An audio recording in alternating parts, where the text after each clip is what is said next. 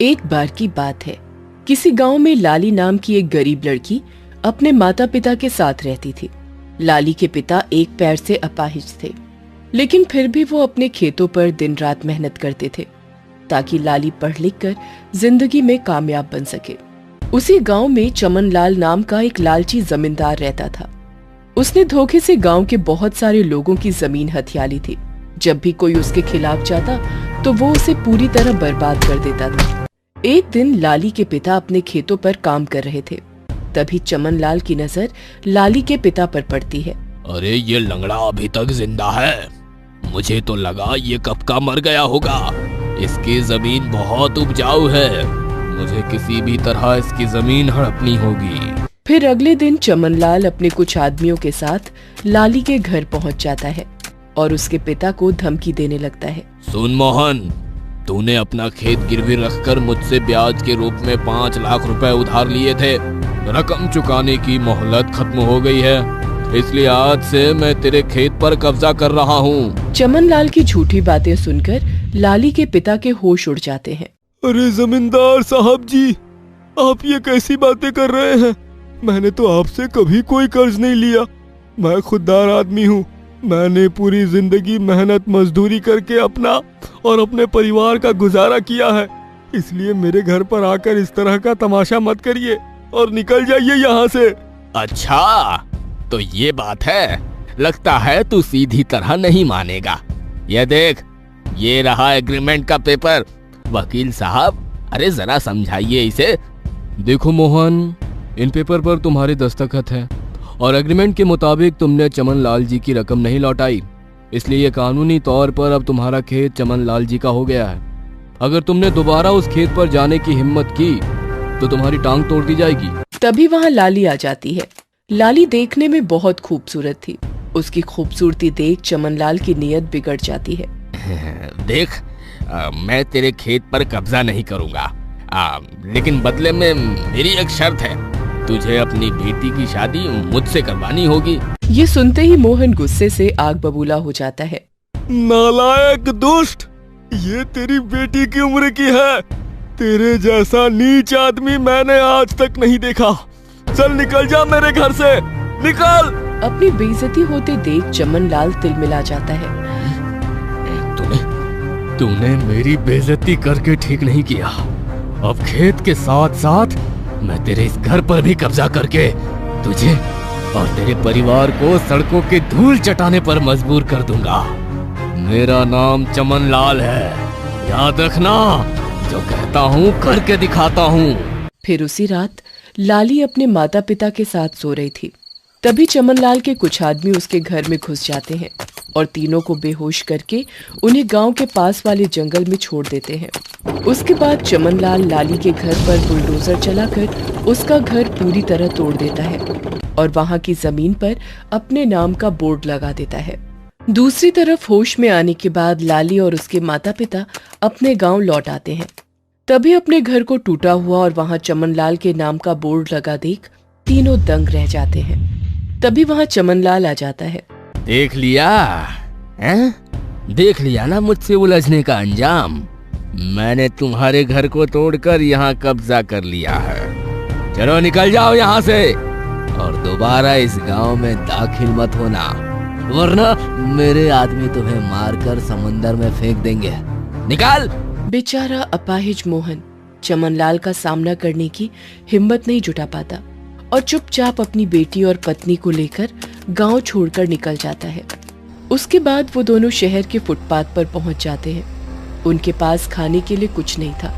भूख प्यास से परेशान अपने बूढ़े माता पिता को देख लाली काम ढूंढने निकल जाती है। उसके बाद लाली लोगों के यहाँ जाकर काम मांगने लगती है, लेकिन कोई भी लाली को काम नहीं देता। यहाँ के लोग तो बहुत ही बेरहम हैं। किसी को मेरी गरीबी पर तरस नहीं आ रहा। अगर जल्दी मुझे काम नहीं मिला तो मेरे माता पिता भूख से मर जाएंगे। उसके बाद लाली एक जादूगरनी के घर पहुंच जाती है। वो जादूगरनी बहुत दयालु थी। लाली को देखते ही वो समझ जाती है कि लाली एक अच्छे घर की ईमानदार लड़की है। सुनो बेटी, तुम्हें परेशान होने की जरूरत नहीं है। तुम आज से मेरे घर पर काम कर सकती हो और हाँ, अपने माता पिता को भी यहीं ले आओ। मेरे घर के पीछे एक कमरा है, तुम तीनों आराम से वहां रह सकते हो। जादूगरनी की उदारता देख लाली बहुत खुश होती है। इस तरह लाली और उसके माता पिता को सिर छुपाने की जगह मिल जाती है। उसके बाद लाली मन लगाकर जादूगरनी के बताए हुए काम करने लगती है। धीरे धीरे लाली लगन और मेहनत से जादूगरनी का भरोसा जीत लेती है। फिर एक दिन जादूगरनी लाली को अपने जादुई खेतों पर ले जाती है। उसके बाद जादूगरनी थैली से मुर्गी के छोटे छोटे चूजे बाहर निकाल कर लाली को दे देती है। चलो लाली, अब इन चूजों को थोड़ी थोड़ी दूर पर गड्ढा खोदकर दफनाना शुरू कर दो। जादूगरनी की ये बात सुनकर लाली को बड़ा ताज्जुब होता है। आखिर हम इन बेचारे चूजों को जमीन में क्यों दफना रहे हैं? इससे तो उनकी मौत हो जाएगी। फिक्र मत करो, इन्हें कुछ नहीं होगा, ये सभी जादुई चूजे हैं। उसके बाद लाली मिट्टी खोदकर एक एक कर उन सभी चूजों को खेत में दफन कर देती है। अब कल से रोज सुबह शाम तुम यहाँ आकर पानी डाल देना। फिर वो दोनों वहाँ से चली जाती हैं। अगले दिन से लाली बिना चूक किए खेतों में दोनों समय पानी डालना जारी रखती है। फिर एक दिन अचानक खेतों में ढेर सारे पेड़ जमीन से बाहर निकलने लगते हैं। उन सभी पेड़ों के ऊपर ढेर सारे सोने के अंडे प्रकट हो जाते हैं। अरे वाह, ये तो कमाल हो गया, इतने सारे सोने के अंडे। ऐसा जादू तो मैंने आज से पहले कभी नहीं देखा। हाँ, मैं इसी तरह हर साल यहाँ पर सोने के अंडों की खेती करती हूँ और फिर वो सारे अंडे गरीबों में बांट देती हूँ। आप बहुत अच्छी हो जादूगरनी आंटी। आपकी तरह नेक और दयालु लोग इस दुनिया में बहुत कम हैं। तुम भी बहुत ईमानदार और सच्ची हो बेटी, इसलिए तुम इस खेत पर आकर रोज एक सोने का अंडा ले सकती हो, जिससे तुम्हारी गरीबी हमेशा के लिए दूर हो जाएगी। और हाँ, अब तुम्हें मेरे लिए काम करने की जरूरत नहीं है। सोने के अंडे को बेचकर तुम अपने लिए एक बढ़िया घर बना लो और अपनी कॉलेज की पढ़ाई शुरू कर दो। जादूगरनी की बात सुनकर लाली बहुत खुश होती है और अगले दिन से रोज एक सोने का अंडा खेत से तोड़कर बाजार में बेचने लगती है। कुछ दिनों में लाली के पास बहुत सारी दौलत इकट्ठा हो जाती है। फिर वो अपने लिए एक बड़ा घर बनाकर अपने माता पिता के साथ वहाँ रहने लगती है। दूसरी तरफ लाली शहर के सबसे बड़े कॉलेज में अपना दाखिला करवाकर अपनी पढ़ाई शुरू कर देती है। फिर एक दिन लाली एक सुनार की दुकान पर सोने का अंडा बेच रही थी। तभी चमनलाल उसे देख लेता है। लाली के शरीर पर सुंदर कपड़े और गहने देख चमनलाल की आंखें आश्चर्य से भर जाती हैं। अरे ये मैं क्या देख रहा हूँ? ये तो गौरी की लड़की अचानक इतनी अमीर कैसे बन गई? जरूर कुछ तो गड़बड़ है। उसके बाद चमनलाल लाली पर नजर रखने लगता है और अगले दिन उसका पीछा करते हुए जादुई खेत तक पहुंच जाता है। लाली उस खेत से एक सोने का अंडा तोड़कर वहां से चली जाती है। तो ये बात है, यहाँ सोने की खेती हो रही है। अब मैं भी यहाँ से ढेर सारे सोने के अंडे ले जाऊंगा, फिर सारे बेचकर माला माल हो जाऊंगा। हाँ। फिर अगले दिन चमनलाल एक बड़े ट्रक में आदमियों को लेकर उस खेत में पहुंच जाता है।